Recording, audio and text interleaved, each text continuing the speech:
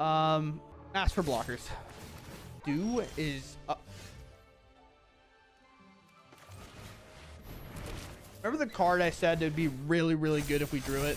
Hello everyone, and welcome back. Today we're going to be playing an archetype that kind of goes through some highs and kind of goes through some lows. It's either very, very good in best of one or very, very bad in best of one, and I feel like there's no in between. You're either running to board wipes or running away from board wipes as you get there early enough with this deck, and that is Selesnya Rabbits slash the best card in our deck happened to be a frog, but that's okay. We'll talk about it quite a bit here. But yeah, rabbits. Everything in this deck kind of synergizes around the fact that they can be either pumped with Valley Questcaller, and the card that cannot be pumped with that card grows based on playing all the other rabbits and cards in your deck. So we do have a little bit of lords, if you want to call them that, in Valley Questcaller, being whenever one or more rabbits, bats, birds, and or mice you control enter scry one other rabbits, bats, birds, and mice you control get a +1/+1. So as you notice, that lord effect does not really affect Valley Mightcaller, but playing a frog, rabbit, raccoon, or squirrel, which is why all these cards are confusing sometimes on which pumps what and what doesn't pump what. But you control, this gets a 1/1 counter, so even if we do play this on turn 1, play this on turn 2, this is still at least attacking for 2 damage, right? And then on turn 3, when you play like a hop to it, you're kind of getting the scry. This is growing massively, and then the lord is also able to kind of get in on the action. But other than that, we are playing just nice value cards that play throughout the deck with Pawpatch Recruit, making it very awkward for our opponents to target things that they want to remove, where they kind of have to prioritize removing this and then something else. For example, if they remove a Mightcaller, well, the Pawpatch Recruits get bigger, or if we make an offspring token, it also can grow, and then other things get massive as well. But trample being a very important keyword on these cards that make them even better. Without trample, a lot of these cards in this deck wouldn't function as well, but with trample, we're able to chip in the damage even though our opponent's trying to chump block. Outside of that, we have a Seasoned Warrenguard, which gets bigger if you have a token, so it starts as a 1/2, gets a 2/0 if you're attacking and you control a token, which we do with hop to it. Evangelist, and then even the offsprings also count because they are also tokens, so this oftentimes will be online. And then we have, like we said, the lords, and then we have another beast of a card in here being the Burrowguard Mentor. This is a power and toughness is equal to the number of creatures we control, which will be quite a lot overall. We definitely get this down. The trample is super relevant, and if we have something like a Mightcaller into a Mentor, they're both 2/2s at that point. You cast a hop to it, you make 3 tokens, this becomes a 5/5, and then this also becomes a 5/5 on that turn 3 swing, and it all has trample on that board, so it's very, very good there. So other than that, our top end is pretty like standard when it comes to playing a creature deck outside of this card, which obviously this card is much better in the rabbits deck. And whenever you attack, choose one, make a 1/1 rabbit creature, tapped and attacking, or attacking creatures get a 1/1. Kind of depends what's happening there. Also not legendary, so backup one is also good as well. And then Knight-Errant of Eos.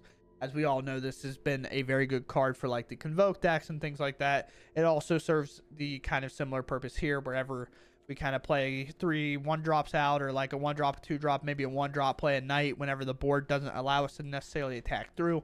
Find creatures to keep flooding the board, and then just go super wide that we can ensure a 1-strike hit to our opponent that might not necessarily be playing board wipes. Outside of that, we're just going to go ahead and dive into the games. Hope you all enjoy them, and let's just go game. The only card that's not castable is hop to it. I'm on the draw,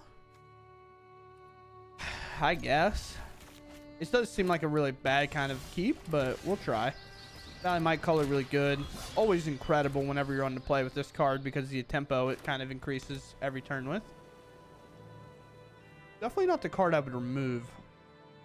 Especially right now. You can always kind of wait, right? But let's play a card that they have to remove. A significantly better option of the two. But the thing is, because this is such a good option, it kind of falls in the Land War Elves category, right? Of things where it's like, yeah, one is significantly better to remove, but if you let this 1-drop kind of stick around for too long, it'll kind of just always get to stick around. Oh, everybody's favorite, dude. We do have trample when we hit the white source, so I guess, honestly, it's just hop to it, hit him for 5. I can't imagine they block. They might, I guess. No block. Okay, gonna use it as life gain. I could block, but I think that's ridiculous. I don't think there's any reason to do that. Being Orzhov and playing Caverns is...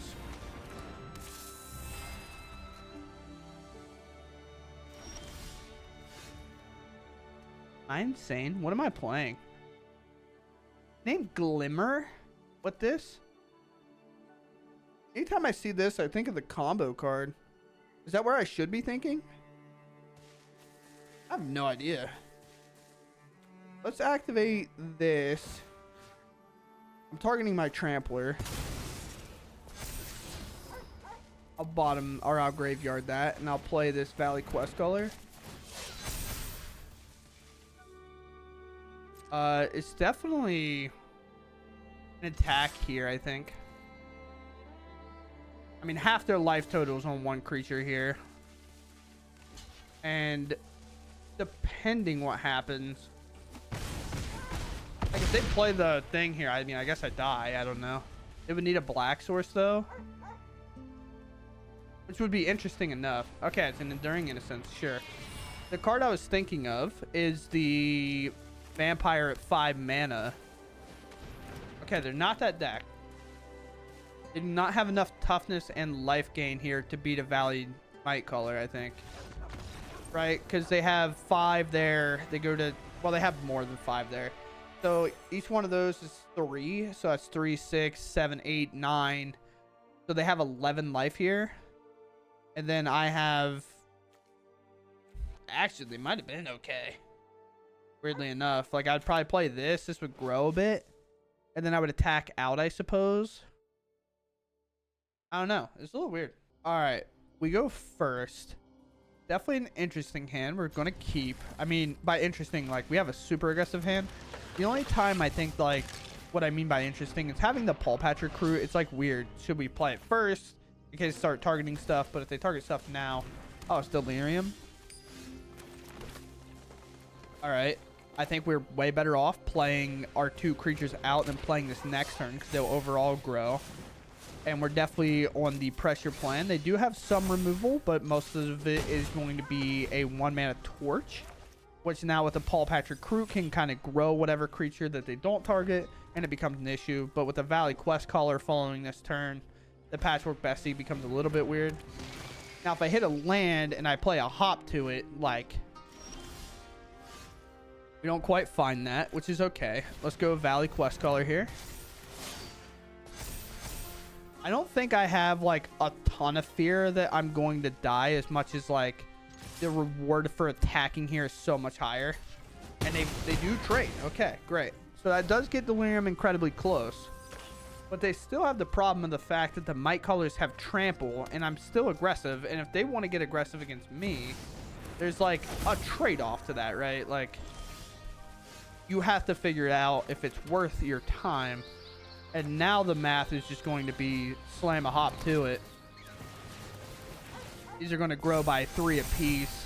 And they have Trample, which Trample, weirdly enough, counters Screaming Nemesis. So I have what? They have 16 life. I have a little under 16 damage here. So it should be this. I mean, this threatens lethal, I guess. Right? Sure. I said this doesn't work the way they think. I only have to assign 3 and I trample over for the rest. Down the 1. Now that 3 can be directed anywhere. Where do you direct it? Like, do you go face? Do you kill one? Yeah. But now what's your plan? Yeah, I would say with that deck, the only plan I can think of that could get you out of that, and it's not even like a plan. You kind of have to have like 3. You have to have 4 mana. I think they could cast Breakout, put in a Fear of Missing Out, and then play the red card that gives it double strike and attack me, untap it, and have a Monstrous Rage. Because then that card gives like +2. That's 4. Monstrous Rage is +3. That's 7. Yeah, and then I just block like... That's 14-ish. No, well, double strike. So that's 7, 14. It's 28. But I have blockers. I would still die to that. Oh my god, that's crazy. The double strike. Yo, that's wild. What? I think we have to maul this hand, right? 0 1-drops and 3 3-drops with not enough lands to kind of do it. Hand's great. Keep. The worst card is technically Knight, but it's also the best card. Is this worst card? Or is it Knight? I think it's that card. It's like, we always kind of have to take into the account that our first creature might die. There's so many cut downs, go for the throats, things like that. Like, oh, life gain. All right. Can we get through that? It has reach, so honestly, I'd rather play this. Honestly, I know Questcaller is like technically the better creature of the two to play there, but one of our creatures has reach, and if I can stop them from gaining life while like being aggressive about it, you know. Oh, thanks, Arena. Tell them it has reach. Yeah, obviously, I'm more or less joking when it comes to that. You're gonna know it's got reach. It does have vigilance too, which is really nice when it comes to like applying all that pressure. But here we are, a second Knight-Errant. I'm just gonna let one go to the bottom. I think at this point we really want to up our chances of drawing better cards. I guess even putting the Knight in hand would have been okay, but what I mean by better cards is like a hop to it here is like absolutely devastating. This Valley Mightcaller grows exponential. There's a Gorehound, there's a Deep Cavern Bat. Now Deep Cavern Bat does hit a good card, I will say that. We do have to worry about Raise the Pass, because Raise the Pass is the card that they play in the Gorehound decks. So how much will they be willing to block and kind of do is remember the card I said it'd be really, really good if we drew it? Like, all right, we go first. There's a lot of lands in the hand, but we do have a pretty good hand. Put one counter on each frog, rabbit, raccoon. Okay, and this one can be sacked, so it's like an okay hand. We'll play this. We'll play a Mightcaller, reveal everything. Then we'll play a Questcaller, and then maybe the Archer. Kind of like another land draw is actually not that great. Let's play this. Let's get in for 3. Or, oh yeah, because this is a frog. This doesn't meet this requirement. This is rabbits, bats, birds, mice. These cards have so many like words that are like, hey, I do X thing, but only to these creatures. And it's like, I cannot remember them all. Do I just pump everything out? Maybe so. I think so. Because if I can get the Archer to attack next turn, I'll be much happier. And if one of these dies to like go for the third or something, like I can always play this, sacrifice to pick it back up kind of thing. This is, or look at top 6. This is not to bring back one. That is the black land, right?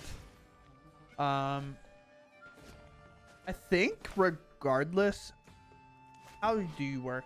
When it attacks, put a 1/1 counter on each creature you control. That's a token or a rabbit. Then if your creatures have a total power 10 or greater, draw a card. Okay. So we're not dead, per se. Do I hold up my mana? I guess I could, because this can't attack regardless right now. It is 10, so we do this. Will they block? What will they block? If they block. Because all these kill that, right? And this tramples over, so we still feel pretty good. Like, we still get good value off that. We're down to 6. That's dead. And we just activate this. We put a counter on that Questcaller. And now we have a lot of damage across their board here.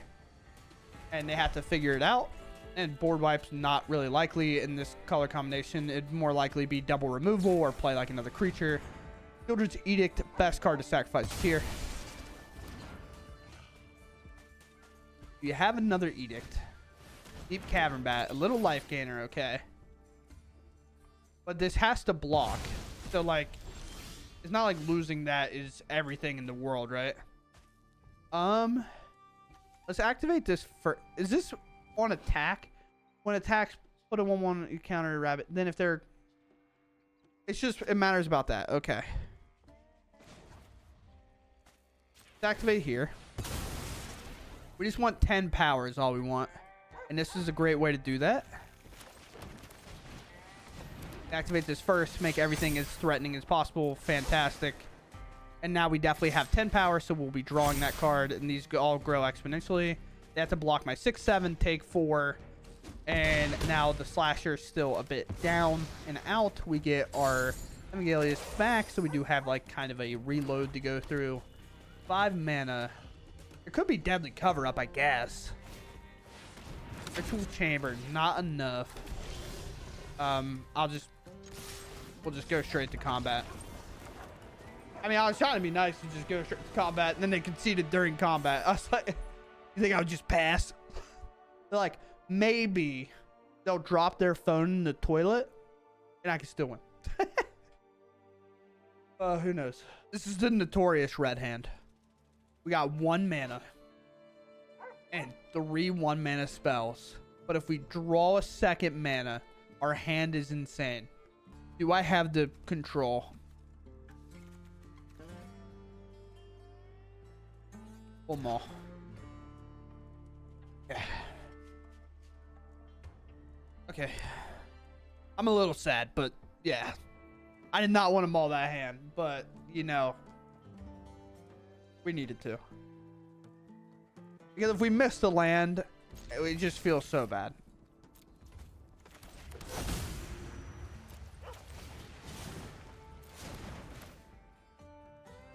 Here, I guess. Like, this one's good, but I'd rather just play it second. Maybe I'll find like a good 2-drop to play, and then we can maybe offspring this. A frog, I can't play it. Play here. Get in there, buddy. Frog. Okay. Interesting. I'm gonna block. No blocks from me. Nice.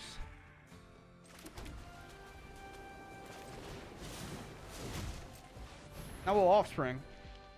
And now we'll have a token, so our Warrenguard will be huge. And now if they want to remove something, they have to do it now. Because if you remove it later, like, it just gets so much worse. Now this Warrenguard's going to get massive because of the token whenever it attacks here. Like, obviously, Percussionist is like a great blocker and you get value. But if they need this to sacrifice to, like, use the finale, I don't remember what the 1 black mana card is. Final Vengeance? Is that it? Basically, it's a requirement to pay, like, a lot of mana or sacrifice a on-land permanent? The Exiles? But the thing is, with Pawpatch Recruit, Pawpatch Recruit's, like, really good at the fact that, like, we don't really care if you target our stuff. I mean, yeah, that makes sense. Now they're looking to hopefully trade off the Recruit. Oh, great draw, Frog. I could have probably named Warrior, right? Yeah, Warrior would be a good name next time. Well, we got that in the bank now. But now it's huge. They can obviously block our Pawpatch Recruits, but I think, like, there's no reason to give them that value here. So I'm going to wait until I attack next turn. Like, you have to decide whether this 4 is preventable or not, or worth preventing or not. Hey, Final Vengeance, I was right. In addition to, you may sacrifice a creature or enchantment. Oh, it's even more specific than that. But now they don't have a creature, so they either have to play a creature and use that as a sack outlet, which they have this, but now they can't attack with it because I just block. Yeah, actually, I will block. The reason we block this is so they don't get to use the Vengeance. They should have went to second main and exiled something. No? Am I wrong?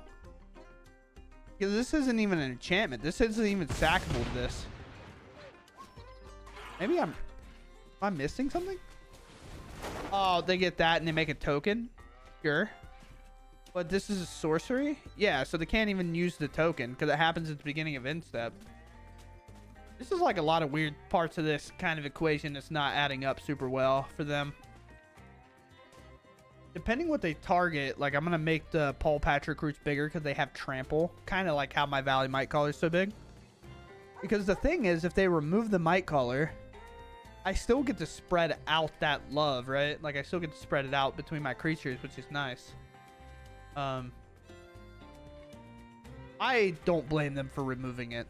It is like, take it down 2 power. And they go for a fear of missing out. Okay, interesting. Now it's turned on. They make quite a bit on the board.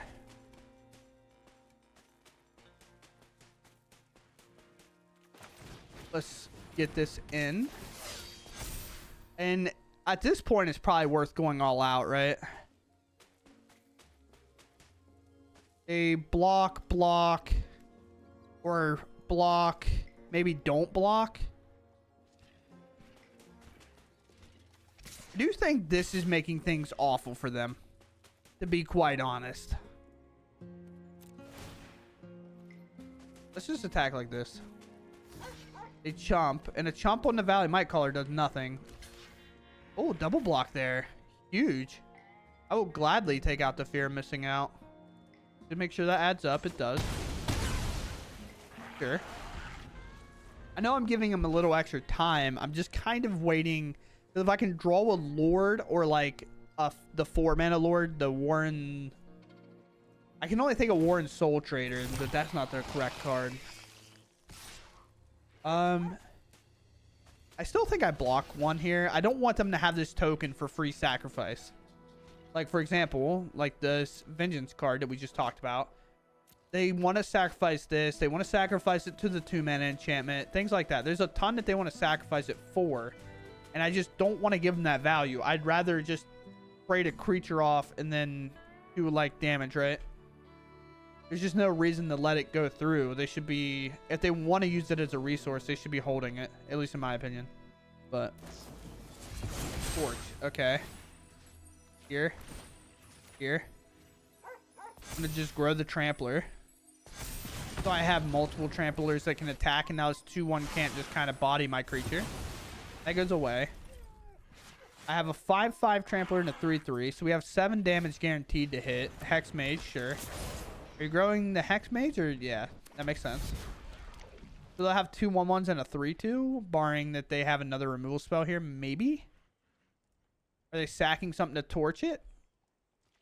No. Okay, they might do that during combat here. Oh! This one. The card that we literally begged for just a second ago. Because now the thing is, if they target that Questcaller to remove it, right? I get to put the counter on my other Trampler, and then they don't get to block it that well. Nowhere to run, okay. Okay. Throw this. There you go. Now, this is a lot of damage coming across the table. They have 4, 5, 6.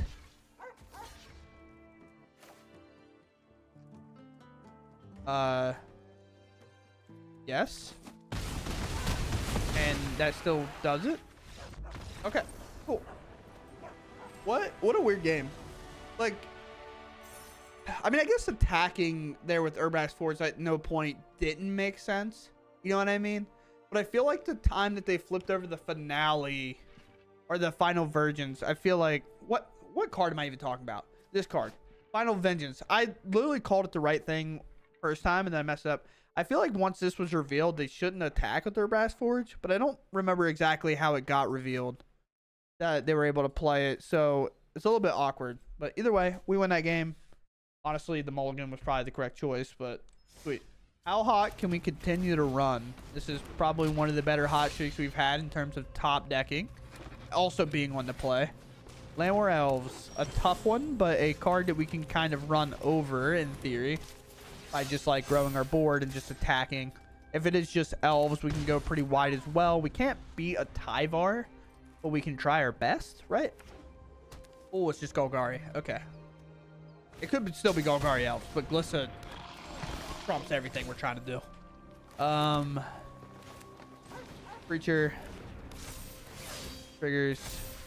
Scry. That's a creature we can guarantee hit off Knight. So we'll do that. Then we can grab these. Then we're just like against this matchup until like a board wipe comes in. We're going maximum, like as wide as we can go is our goal. They haven't shown like removal yet. They're just board building at this point. No attack, because that totally makes sense. And I mean that. That like makes sense that they're not attacking. Let's play another Trampler here. Is Questcaller better? Actually, Questcaller gets a lot of value by playing it post this turn, right? Like by pumping our entire board. So let's go as wide as we can. Pumping a Lord that requires us to attack. Bottom that because we're going for a Knight-Errant here. Who knows? Maybe they deadly cover up me here, but we have to go as wide as we can. We only hit one creature, unfortunately. We could double attack, I guess, because Glissa can only kill one of these things. And then, like, they have to kind of decide whether they're playing the Mosswood Dread Knights or whatever next turn. If they only block with one of these Mosswoods, it's like either lose both or don't block at all. It's like definitely worth the attack, I think. And then next turn we can play the Mentor, we can play the Questcaller, trigger our other Mightcaller here, and then the board's kind of empty outside of this Glissa, and then the Evangelist attacks, pumping everything, and then the Mightcaller or Questcaller is also pumping everything that it can, and then this is also on the board after.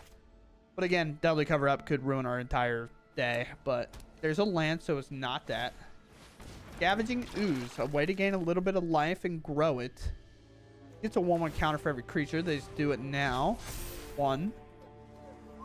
Tapping the creature to do that. I don't know if they did that or if Arena did that because it didn't want to hang them. They might have done that though. There's a lot of creatures in there. Could be a cut down to target my Questcaller. Maybe they just don't want the pauses. Yeah, they're going to go ahead and do this. They lose one, but that grows in size. So that makes total sense here. Can we afford to wait one more turn? All right, they're going to block the biggest things, obviously. Biggest thing probably going to be this. They'll block with Glissa, and then they'll block here with the Scoos. So then that allows this to attack for 4, 5, 6, 7. No, this won't grow it anymore. I could just also play it and just call it a day, right? And just do the math after I play these. Because it's like, regardless I do that or I play something else. Like the hop to it, and then I just like I'm super dead to board wipes. But I can also just do this and just close my eyes and swing and do the old-fashioned mass for blockers kind of thing. Mass for blockers. I would assume it's enough. So they block 11. They take 6, 7, 8, 9, 10, 11, 12, 13, 14. It's not enough. Okay. But this... Leaving the Ooze alive? Going... You dying? No? Living at 1 was your option to that. Okay. That's 4 lands on top? 5 lands on...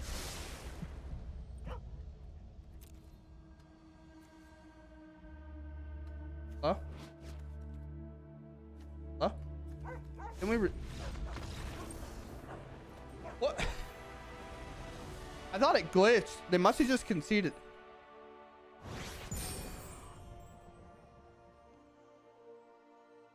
We played 6 games already? That was a... Played 6 games already?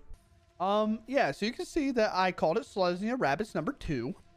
I had a build. It went really bad, actually. I went 0-4 to start. Like, I was recording. I went 0-4. I was on the draw. My opponents were hitting well. I was not hitting well. And then just like, I said, you know what? Let me change a couple things and let's run it back. And let's just go more into the, like, kind of being the aggressive deck. If we're on the play, we are going to be trying to maximize our win rate. And we ran off 6 straight, right? So it's a very interesting deck. I do think you're going to have very low lows with this deck, though, where you just kind of are on the draw. Your opponent has the removal. They have the board wipe. They have the lockdown. They have the split ups and things like that. Or they put, like, Glissas in play that you can never really beat. Or, like, you think you're fine, you commit to the board, and then like that, like for example in the Golgari game, they then play an untapped land, Deadly Cover Up, and they just reset the board, and you're like, well, I didn't think they had that because, you know, they played a Glissa and 2 Mosswoods, but it definitely makes sense to board wipe us there. So it's a weird thing when it comes to this deck where I do think you're going to have like some sessions where you might run very, very poorly, but then you're going to do what we just did in the video where we ran 6 games and I didn't even realize that, and we hit diamond. Very cool. Other than that, I do think this deck is expensive if I remember. I always thought this deck was cheap, like looking at it from the outside, but yeah, no, the rares and mythics and stuff, all these are rares, mythic, common, uncommons. This feels like it should be like a budget deck, but there's just a lot of these cards that just get valued at a rare because in drafts and stuff like that, they're way too good. For example, like maybe not the best cards of all time in Constructed, like we're playing right now, but like this card's pretty good for an uncommon for drafts, but like this card's really, really good in the Bloomburrow set. If you were to have this as an uncommon card in drafts, this would be like one of the best cards in there, but as a rare, you definitely limit the possibility of your opponent having 2 or 3 of these, because like that's kind of the thing. Some of these cards get upgraded because of draft purposes, and I feel like that's one of the reasons for a card like this to get that treatment, especially like a Valley Mightcaller as well. Like if your opponent plays this and then plays the second one, like, all right, good luck, dude. I don't know what to tell you. You're definitely in trouble. But outside of that, I hope you all enjoyed. It was definitely a weird thing of matches. I am very, I don't know if you could tell, I'm very nasally, and I've been sick for a couple of days. Like, kind of like, not even sick per se, just like stuffy. We got like 8 inches to a foot of snow and just out of nowhere. And then now we've been outside shoveling snow and everything every day. It's been a good time. But with that said, I'm going to call it there. I hope you all enjoyed, and I'll catch you in the next one. Thanks for watching, and goodbye.